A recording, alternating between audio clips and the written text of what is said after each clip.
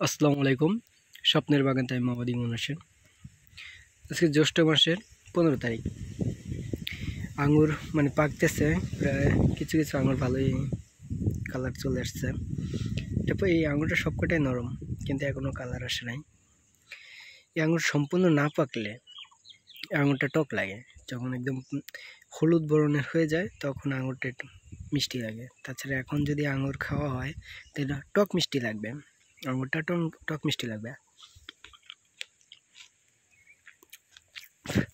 এটা হচ্ছে ইন্ডিয়ান চরণজাত, গাছে প্রচুর ধরে। এটা তুলনার বাইরে, চিন্তার বাইরে, প্রচুর ধরন শক্তি অন্যরকম, প্রচুর ধরে এটা।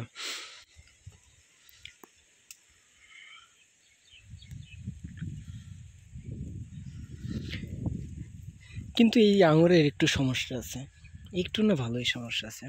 এটার সম্পূর্ণ সমস্যাটা হচ্ছে, এটা হচ্ছে বিচিটা একটু সমস্যা করতেছে। এমনি আঙুর ঠিক আছে, সব কিছু ঠিক আছে, টক মিষ্টি আঙুর।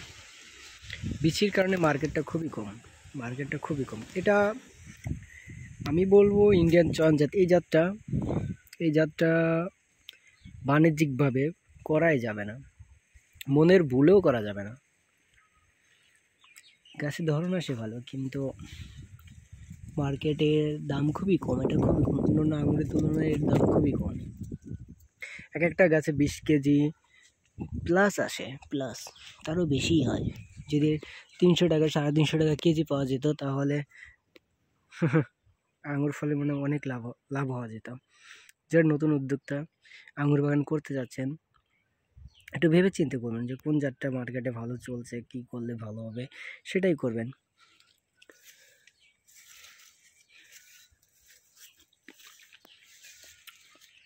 এই জায়গায় 4টা লস্কা আসছে, 4টা লস্কা প্রায় 1 কেজি হবে।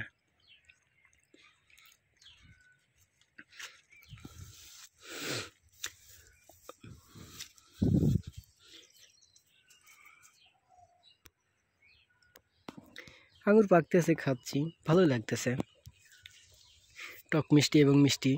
কিন্তু বিচির কারণে মার্কেটটা খুবই কম। আমি এই দুইজনের নিয়ে আসছিলাম দেখাতে, ওরা খাইছে, খাওয়ার পরে বলতেছে না আঙুর তো ঠিক আছে, রসালো আছে, সমস্যা নেই, কিন্তু বলছে ভিতরে বিচিটা। তো অন্য আঙুরেও তো আমি দেখছি যে বিচি থাকে, তো তাদের তো সমস্যা না। যে কালোটা আঙুর আছে, মোটা আঙুর, ওটার ভিতরে তো 4টা 5টা বিচি থাকে, ওটাতে দেখে কোনো সমস্যা নয়। আমাদের কাছ থেকে কিনতে গেলে তাদের এই সমস্যা সেই সমস্যা। আবার বেচতে গেলে আবার 300 টাকা 350 টাকা করে বিক্রি করছে, কিনতে গেলে ওদের কাছে দোকানদার দাম বলতেই চায় না। খুবই একটা বাজে অভ্যাস। যাই হোক, আঙুর ফল পাকতেছে, দেখা যাক মার্কেটিং এর কি অবস্থা। যারা নতুন উদ্যোক্তা হতে চাচ্ছেন, আঙুর বাগান করতে চাচ্ছেন, একটু ভেবে চিন্তে করবেন। হঠাৎ তারা ধরে পড়ে কোনো একটা জাত নিয়ে আসলে না লাগাই দিলেন, সেটা করার দরকার নেই। একটু দেখবেন, ভেবে চিন্তে তারপর লাগাবেন যে কোন জাতটা লাগালে সবচাইতে ভালো হয়, তারপরে লাগাবেন। আমার মতে ইন্ডিয়ান চয়ন জাতটা না লাগানোই ভালো, এই জাতটা না লাগানোই ভালো। শখের বসে 2টা 3টা চলে, কিন্তু বাণিজ্যিকভাবে না। বাণিজ্যিকভাবে আমি কোনো সময় বলবো না যে বাণিজ্যিকভাবে এই আঙুরটা আপনারা করেন। বাণিজ্যিকভাবে এই আঙুরটা না করাই সবচেয়ে ভালো।